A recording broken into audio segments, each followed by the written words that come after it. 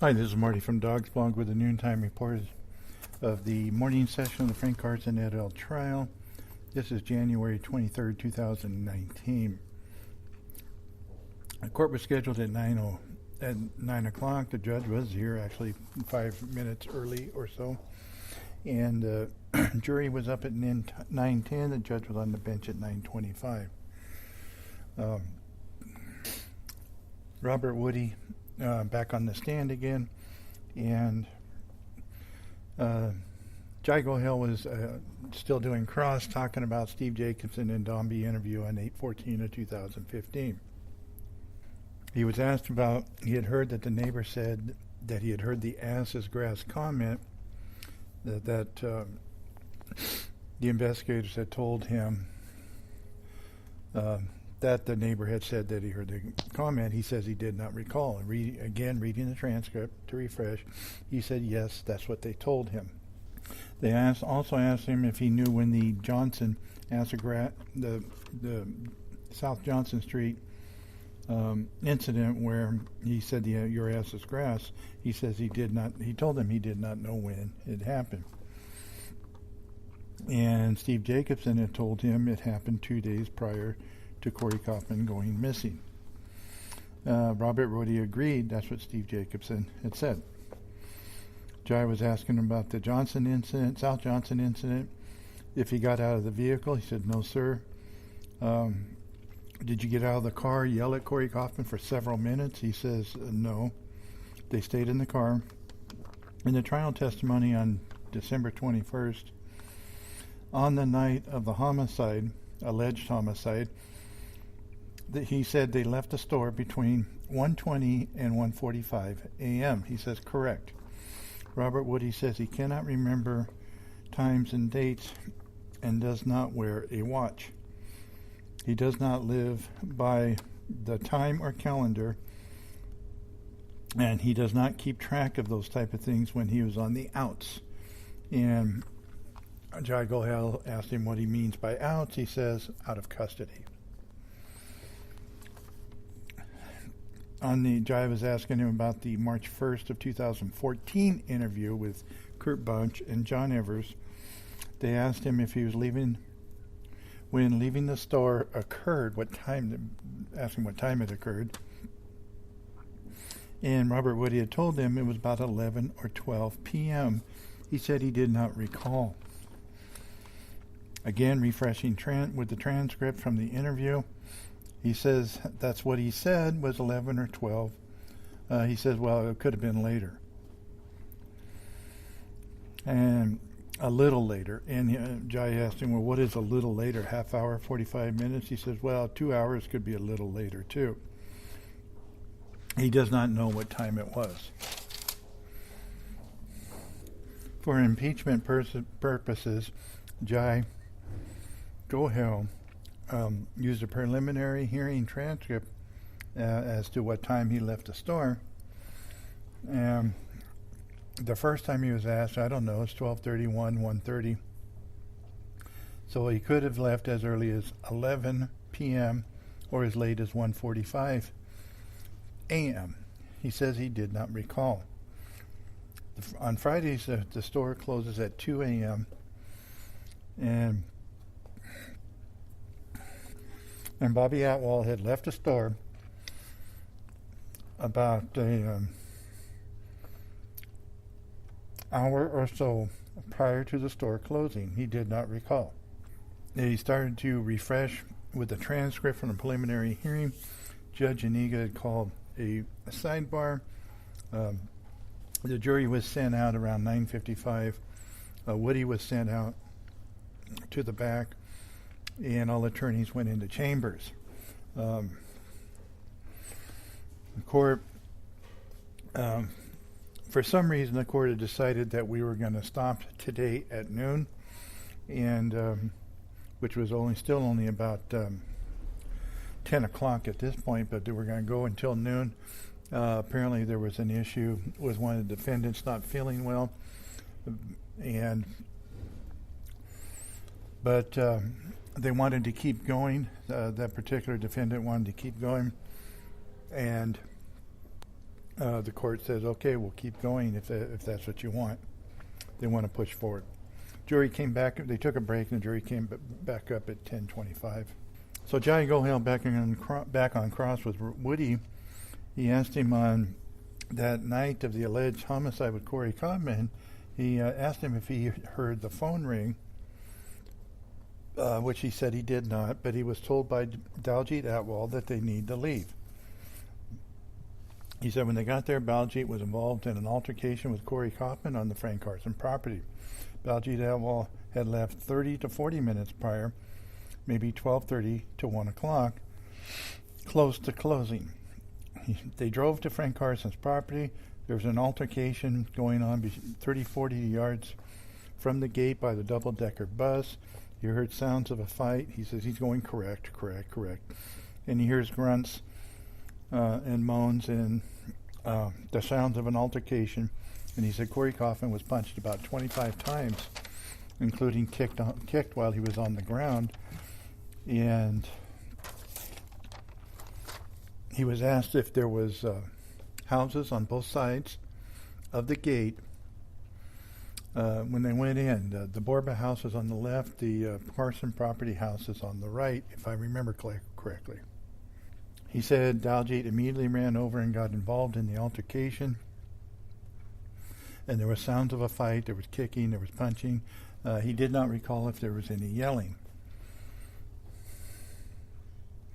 Robert Woody said he rushed in and he pulled on the Atwal shirt, and he was yelling, trying to get them to stop. He said he gave up and he turned around and started to leave, and then he heard a gunshot behind him where the altercation was. And then he heard the two Atwal brothers arguing, and they were fairly loud when he turned around. He said Bobby Atwal said, "What are we going to do?" And they decided to load the body up in the truck. And Johnny Gohill asked him if Robert Woody's memory was better today than it was on March 1st of 2014. And Woody said, "I wouldn't say that." So he's saying that his memory might be better now than it was 5 years ago. So Johnny Gohill asked him if his memory improves over time, and he said on certain things, yeah. Again, asking about the March 1st of 2014 interview, he told them he didn't hear a shot, but now he has a better memory of hearing that shot. He says, but that was a lie, wasn't it? He goes, correct. The 7/22 of 2016 interview with Marlissa Ferreira and Steve Jacobson was the first time that he had mentioned seeing a gun. Jai Gohill asked him if the gun seen was a Marlin rifle. He said no, and he was kind of snickering. He said it was a handgun, so it wasn't a rifle that Daljeet Atwal was sticking in his pocket that he had talked about earlier. Marlissa Ferreira keeps bringing up this Marlin rifle. He was asked about digging the hole in the Poppencourt lot to put the body in. He dug the hole with a shovel, never used a pick, a shovel in his feet to push the shovel down.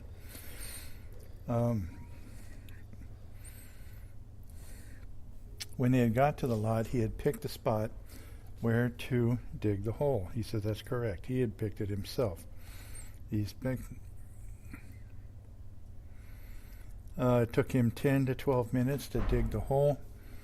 He didn't know how tall Corey Kaufman is because Jai Gohill was beginning to ask about the size of the hole and if Corey Kaufman would fit. He was asking how tall Corey Kaufman was. He says he never saw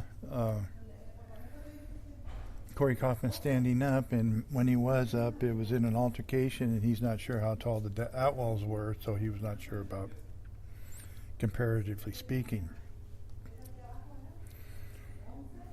But he did say the hole was about 6 feet long, 3 feet wide, and about 2.5 feet deep. He used a shovel only, but wasn't paying any attention to how hard the ground was when he was digging the hole. Jai Gohil referred to previous, I believe this was the preliminary hearing section to impeach what he had just said. He said the question was he using a shovel? And was the ground hard pan? He said he did it in 10 to 12 minutes. That's his testimony. He used his foot to kick the shovel and it made a lot of noise. And he kind of got a sarcastic look on his face, and he said, "You know anything about shovels? You would know that you have to use your feet to dig into the ground." During that time, the body was in the back of the truck, uncovered, while he was digging. During that entire time, also, the truck was still running. It was sitting there idling and making noise. He said, "Yeah." The gates that opened up, he says they're not noisy, but it's my understanding was there were like a chain link fence that rolled. It could have been a wooden fence, but he said the way he described it sounded like a chain that slid open, on rollers or something. And they're on, and he says that they are lubed to keep it quiet. The rollers are lubed, so they're kept oiled so not to make noise. He threw that in there. He said it was a newer truck, so the truck made some noise, but it's not a loud noise-making vehicle. He laid the tarp on the ground prior to laying the body in the tarp, and then he showed Jai Gohil showed him evidence number 701. It's a picture of a tarp, and he was asking about if there was any decomposition of the tarp or what kind of shape it is, if it was a newer tarp. And he said that tarp was fairly new. He had been using it in the back lot for cover up some furniture and stuff. He said to keep the tweakers away, to hide some furniture or something that was back there. There were no holes in the tarp. There was no wear holes, or he saw no holes other than the normal holes that are in tarps. Robert Woody appeared to be a little evasive some of this. He didn't really understand what he was being asked, I don't believe. He was asked if there were lights still in the lot. There were some lights, he said, but it was still dark back there, but it was light enough for him to see the tarp. And he knew it was a fairly new tarp as he had been using it. He first spread the tarp by the hole, and then laid the body in it next to the hole, and then folded it over the body, loosely wrapped.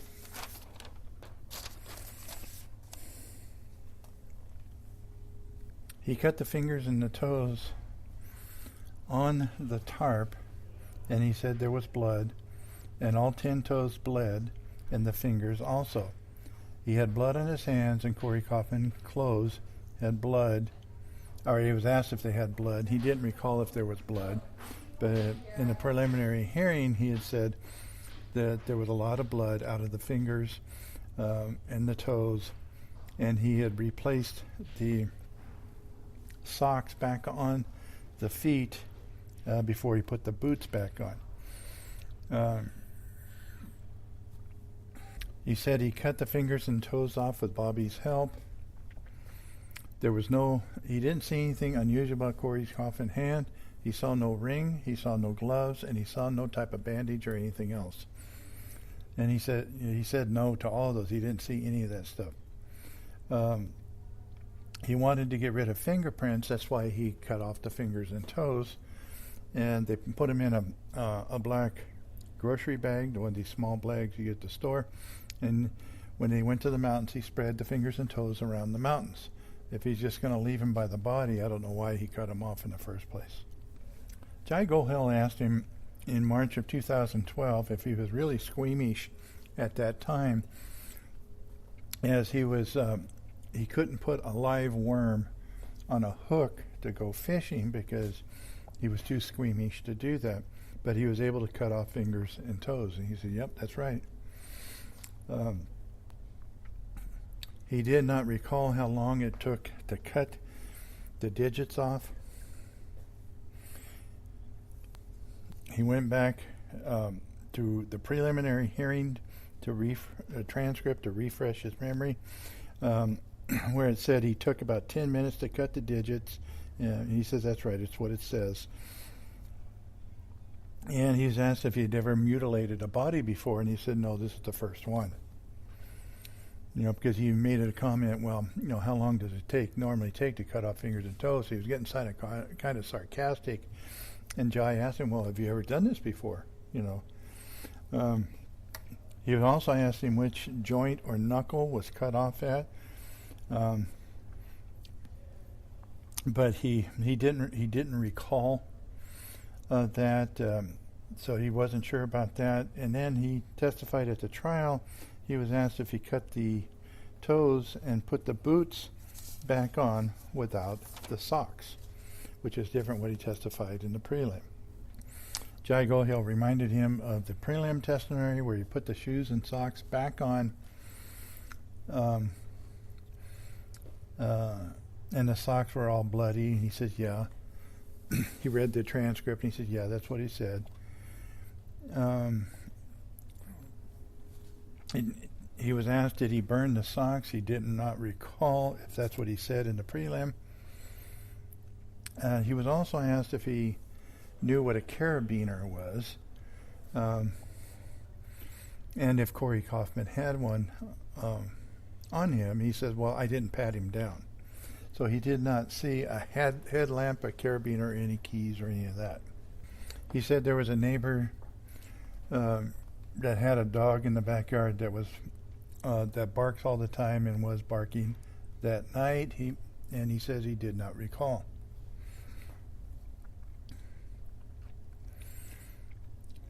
He said in March or April of 2012, was there a street light by the back alleyway at the back of the store that oversees the alleyway and the lot? And he says, well, it's always dark back there. So he didn't know. He showed him, Jai Gohill showed him pictures number 651 and 64, where it shows lights in the lot by the back alley. And then he says were lights there in 2012. He didn't recall if they were there in 2012. And then he made a comment, oh yeah, that's right, Dee did put some lights out back there. He was asked if law enforcement officers are constantly stopping in and out of the store all hours of the day and night, taking breaks before and after work. They were constantly going out of the store, he says, but you were out there digging a hole to put a body in while possibility of law enforcement stopping by. Yeah, he said you never could tell when they were going to show up.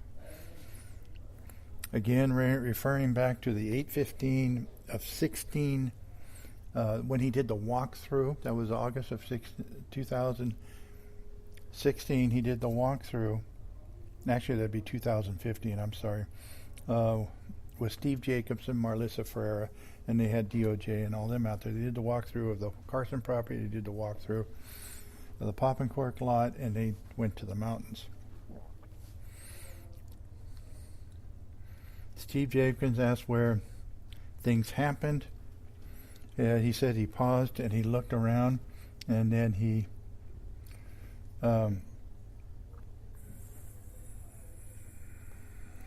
pointed out the areas where the altercation occurred and where he had buried the body at Pop and Cork. Again, he did not recall if there was dogs barking the whole time they were out at Pop and Cork during the walkthrough.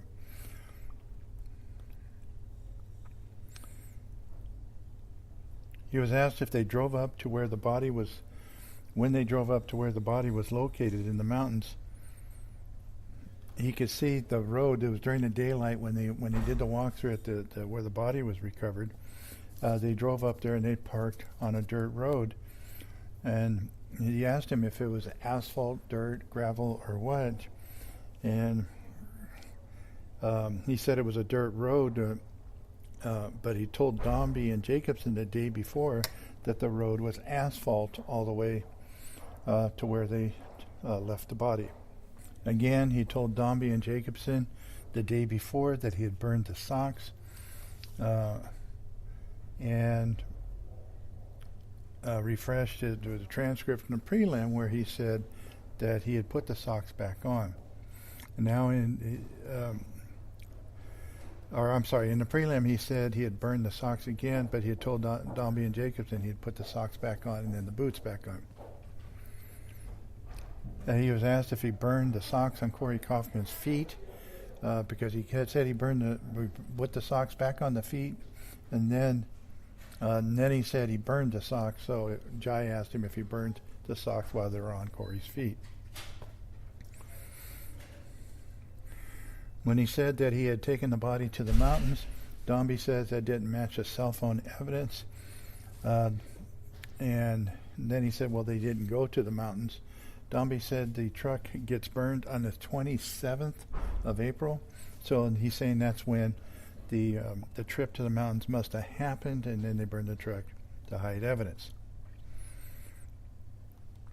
That's where Dombey, the CHP Sergeant Dombey, had put the mountains in the truck and burned together, that they must have taken a trip to the mountains that night.